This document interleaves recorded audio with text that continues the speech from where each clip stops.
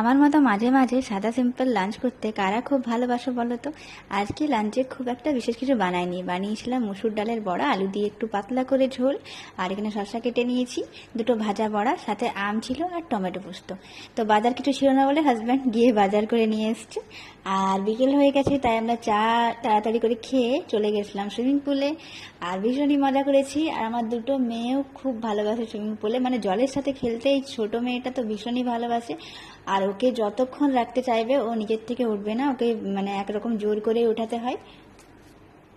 এই গ্রীষ্মকালটাতে যখনই সময় পাই, মানে হাজব্যান্ড যখন সাথে থাকে, তখনই আমরা চলে আসি সুইমিং পুলে আর ভীষণই মজা করি সকলে মিলে।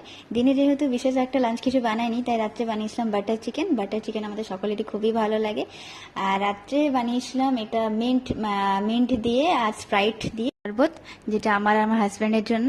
তো চলো, আজকের ব্লগটা এখানেই শেষ করছি। Tata, by.